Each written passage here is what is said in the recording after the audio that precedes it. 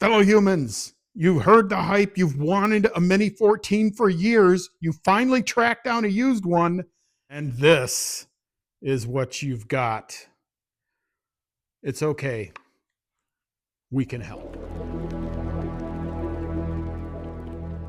Greetings, fellow humans. Tech Nerd 1.0 here at the bench. Fellow humans, everyone's been looking for them. The Ruger Mini-14. We know you want them. We know you love them. The new ones are incredibly expensive, so everyone is looking for used, but you gotta know what to look for. So here is our help, folks. So here we go. First things first, this is not a Mini-14. This is actually a Mini-30, but the premise is still correct. The first thing you want to do with one of these is you've got to examine the bore.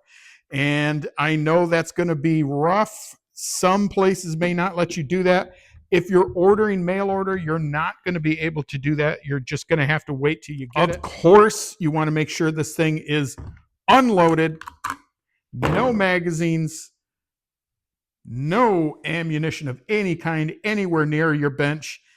You're going to have to shine a light into the action, into the barrel, and then examine the bore. You want to look for clean, sharp rifling. Yes, those are the little circles. Looks like the beginning of a James Bond movie. Rifling, make sure the rifling is crisp. Make sure the bore is free. Now, it might be dirty. Dirty is fine. You don't want any rust, and you certainly do not want any pitting. That is the first thing. If you really see any of that, I would make a pass. Okay, next up is basically any of the same. You want to check for surface rust or surface pitting, definitely on the barrel. And I will tell you for sure right here on this one, we can get that to come in. There is a tiny bit of rust, and it's a tiny bit. I don't even know if it would count as pitting, but it certainly is some sort of damage there. But it's not. It's certainly not going to affect the performance of the rifle at all. But you want to look at, of course, the entire outside of the barrel. And more importantly, you want to check the action all inside. You want to check out your op rod. This is your op rod. And you want to check the rails the best you can. You're probably not going to be able to take this thing apart in wherever you're looking at it. I doubt any dealer is going to let you do that. So you're going to have to make the best physical examination you can. Certainly anything you can see, as I said, on the inside, outside, check all that for rust or pitting. This one, pretty much good to go. All right, next is the stock condition. Now, of course, with this one, that leaves, that's a big can of worms there. This is a Tapco stock. This is obviously not original. They were never sold with these. This thing is rough, man. This is gnarly, and you can tell the person that did this. They did not insert the frame screws here and on the other side. They didn't even attach the Tapco screws that keep the buttstock on. So yeah, this is pretty bad. Now, hopefully, if you could get one really nice with a nice wood stock, that would be amazing if you can get that. Obviously, check out the wood stock for any dings or dents. It's used. You're going to have some character on it. That's fine. If you've got some scratches or something and that bothers you, get yourself a set of wood markers.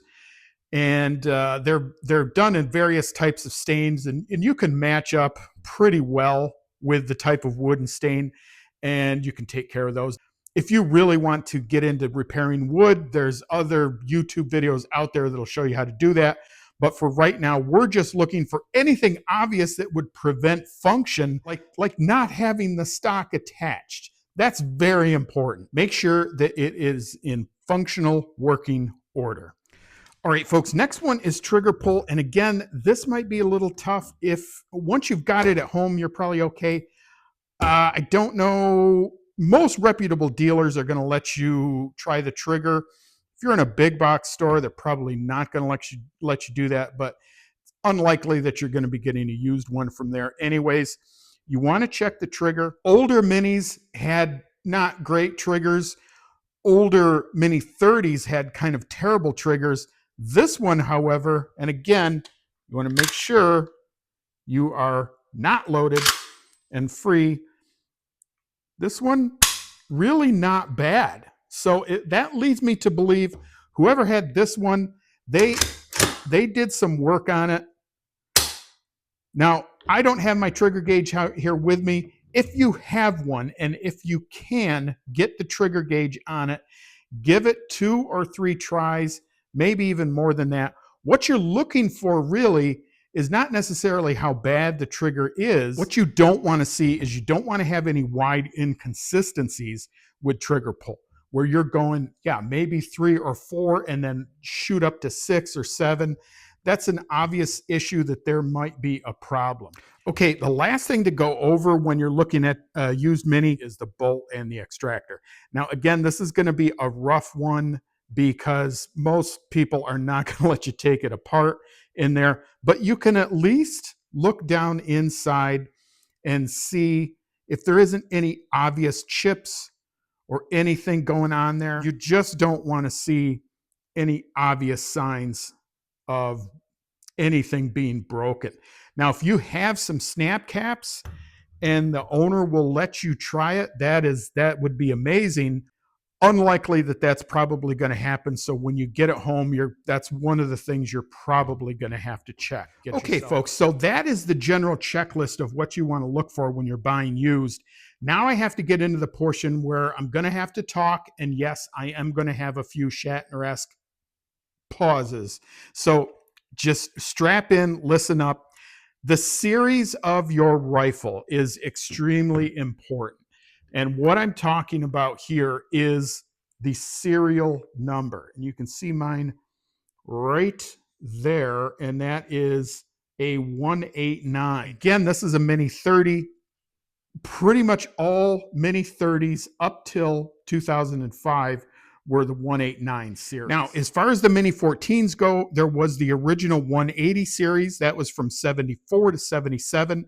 Ruger doesn't support these anymore at all. No factory parts, no service, nothing. Cool piece of history, rough choice as a shooter. Then you've got the 181 through 197 run. That's from basically 78 to 2004. This is where most minis live, okay? This is where most of the, the quote older ones lived. And this is the one that a lot of people are familiar with. These are the ones that would have been in the A-team. These have the thinner profile barrel, and that's what gave the Mini-14 its reputation for stringing groups when it heats up and comes into, when heat comes into play. In 2005, Ruger retooled for the 580/581 series, gave it a heavier tapered barrel, tighter tolerances, front sight that's not pressed into the barrel anymore, which used to be part of an accuracy issue as well. If you're buying a Mini-14 to shoot, try to get a 580 series if you can.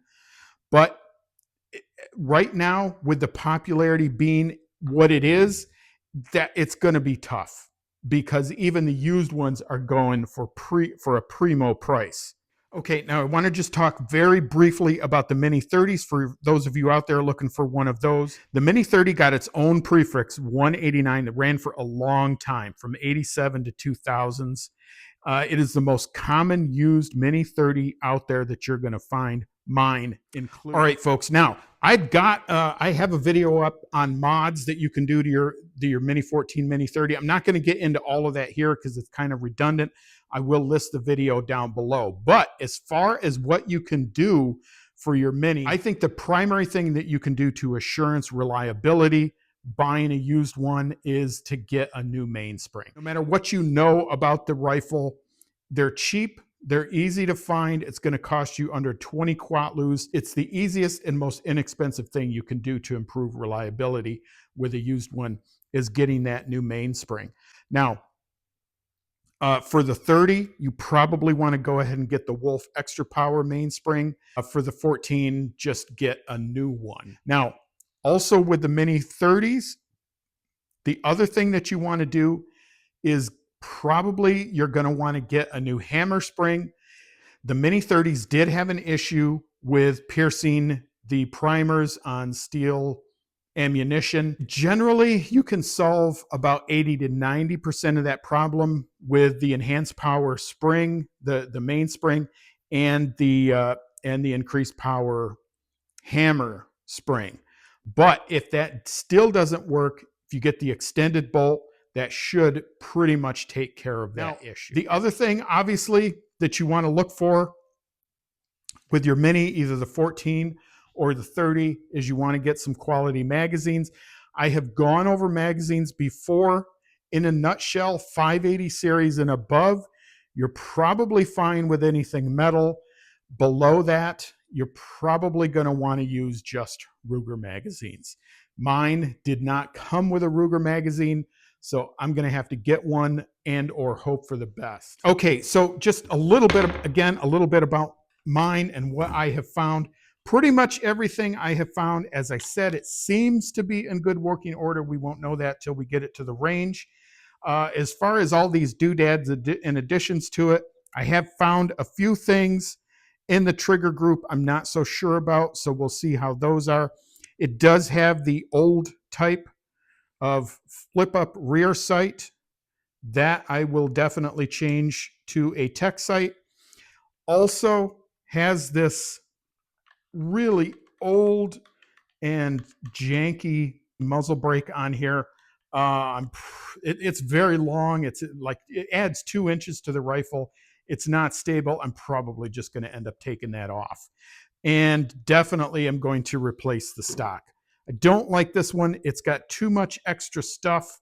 It's very hard to take off, and that's not something that I like in a Mini. One of the nicest things about Minis is that it is very easy to take them down, and that kind of removes that. So I'm either going to put it in a wood stock or in my Hogue stock, and we'll go from there. Okay, let's wrap this thing up and get you guys out of here. All right, folks, so there we are. That is the inspection checklist, the series ID, the platform-specific stuff. The next video that we're going to do, we're going to get this, I'm going to get this changed over probably off screen. I don't think anyone wants to see that, and YouTube doesn't like it anyways. We'll get this out to the range. We'll start ammo testing it, see what it likes and doesn't like, and then we'll kind of go from there. And we'll see, we'll see just what you need to do to get one of these older 180 series rifles in good working order. Folks, I hope you got something out of that today. The question I really have for all of you, I am very interested to see just how much this Mini-14 craze is out there. How many of you out there lately have bought a new Mini? Did you get it used or did you buy it new? If you bought it used, did you see any troubles and what did you do about them? I want you to put that down below. I'm going to leave a pinned comment, reply to that, or make your own story. Folks, again, I hope you got something out of this today. This is Tac Nerd. Please like, share, and subscribe. Also, I've got some new merch coming out. I don't know when it's going to be displayed. It's supposed to go down there in the bottom. Some really cool hats and mugs with some neat Mini-14, Mini-30 designs. Pick one up if you like them. I'll leave the link in the description box below as well. Folks, this has been Tac Nerd, and I am out of here.